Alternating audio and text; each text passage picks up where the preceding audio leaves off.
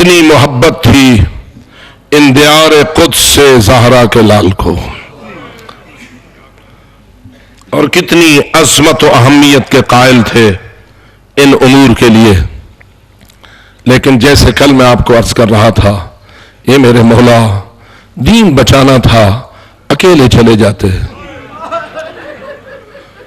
دین بچانا تھا، اپنے بیٹوں کو لے کے چلے جاتے، فقط جوانوں کو اپنے کاروان میں بلا لیتے.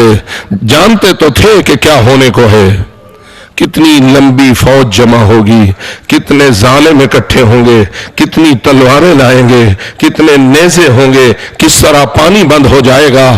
آخر ان پردہ داروں کو ساتھ لے جانے کا مقصد کیا ہے اور اس میں کتنی اہمیت ہے. میرے عزیز دوستو، یہ کوئی معمولی باتیں نہیں ہے. غور تو کرو، یہ سوال کیا تھا حضرت محمد ابن حنفیہ نے حضرت امام حسین سے اس وقت جب امام حسین مکہ سے روانہ ہو رہے تھے. پتا چلا حضرت محمد ابن حنفیہ کو امام کوفہ کا قصد کر چکے ہوئے ہیں. آئے اور دیکھا، امام سے عرض کی، مولا کیا آپ کوفہ جا رہے ہیں؟ کہا ہاں، ان کے خطا ہے میں جا رہا ہوں. کہا کوفہ والے تو ایسے ہیں جنہوں نے نہ بابا علی سے وفا کی تھی، نہ بھائی امام حسن سے وفا کی تھی، یہ تو بے وفا ہے، آپ وہاں کیوں جا رہے ہیں؟ امام نے جواب میں فرمایا، اے میرے بھائی محمد، اگر میں کوفہ نہ جاؤں تو مکہ بھی تو میرے لیے جائے امن نہیں رہا، یہاں بھی تو قاتل آئے ہوئے ہیں، تو میں کہاں جاؤں؟ اس وقت حضرت محمد نے کہا آپ یمن چلے جائیں. جواب میں کہا اگر مجھے یمن میں بھی امن نہ ملے تو پھر میں کہاں جاؤں؟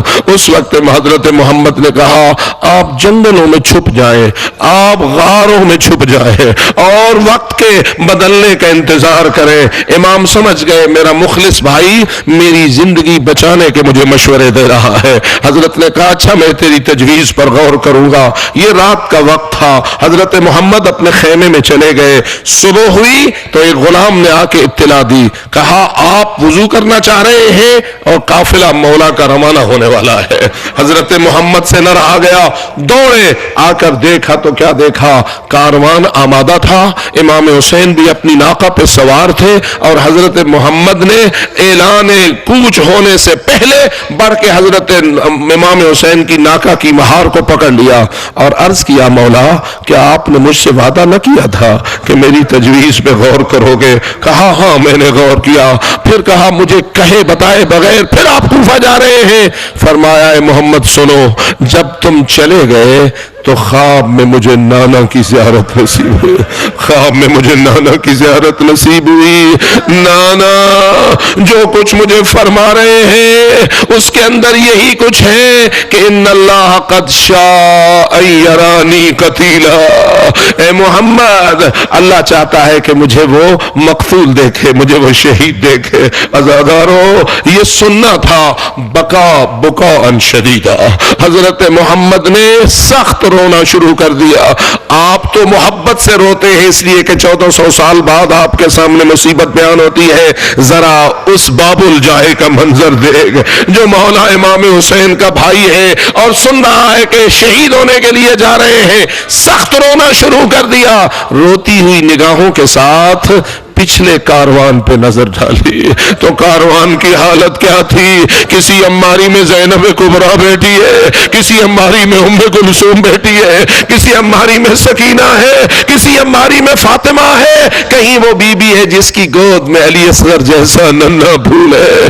حضرت محمد کا ان پردہ داروں کو دیکھنا، روتی ہوئی نگاہوں سے پوچھا مولا اگر شہید ہونے جا رہے ہو تو ان پردہ داروں کو کیوں لے جا رہے ہو؟ ان پردہ داروں کو کیوں لے جا رہے ہو؟ عزاداروں محمد حضرت امام حسین کے لیے اب جواب دیے بغیر بھی چارہ نہ تھا اور جواب دینا بھی لازم ہو گیا تھا. اب کیا کہا اے محمد ان اللہ قد شاء یراہن سبایا. محمد اللہ چاہتا ہے ان کو قیدی حالت میں دیکھے. پس معلوم ہوا امام حسین نے واضح کیا اے میرے محمد بھائی جس مشن کو بچانے کے لیے میری شہادت کی ضرورت ہو گئی ہے، وہ فقط شہادت سے بھی مکمل نہ ہوگا بلکہ اسی مشن کے تحفظ کے لیے ان بیویوں کا قیدی ہونا ضروری ہو گیا ہے، ان بیویوں کا رسن بستہ ہونا ضروری ہو گیا ہے، جو مولا کی شہادت کو سن کے رو رہے تھے۔ بتائیے ان کا حال کیا ہونا چاہیے جب وہ سن رہے ہیں کہ زینب قیدی ہونے جا رہی ہے، ام کلثوم رسن بستہ ہونے جا رہی ہے، بکا بکان شدیدہ، محمد روتے رہے اور قافلہ چلا گیا۔ لیکن میں ایک جملہ کہہ کے اپنی محفل کو ختم کروں، اے محمد شنیدن کے بود مانند دیدال، سننا کچھ اور ہوتا ہے، آنکھوں سے دیکھنا کچھ اور ہوتا ہے۔ آپ نے اپنی بہنوں اور بھتیجیوں کی رسن بستہ ہونے کی خبر سنی ہے، آپ نے ہاتھوں میں رسیاں دیکھی نہیں، آپ نے محملوں پہ چڑھا دیکھا نہیں، آپ نے درو بازار میں جاتا ہوا دیکھا نہیں۔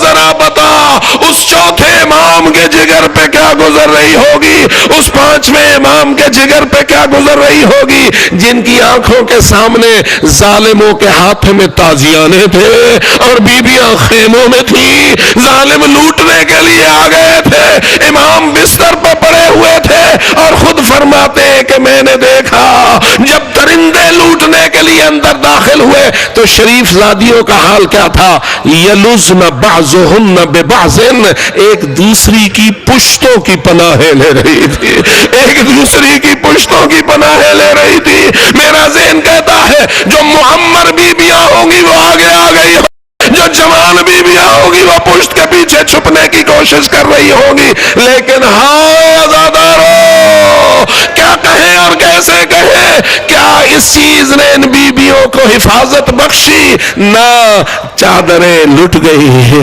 زیور چھن گئے، ہاتھوں میں رسیاں، کبھی ابن زیاد کا دربار اور کبھی یزید کا دربار، اور بالآخر وہ وقت بھی آیا جب یزید کے دربار میں ایک کمینہ اٹھا اور اس نے حسین مولا کی ایک جوان بیٹی کی طرف اشارہ کیا اور کہا یا یزید حبلی ہذہ الجاریہ، اے یزید یہ بچی مجھے قریض بنانے کے لیے دو، تڑپ گئی ہے زہرا جائی،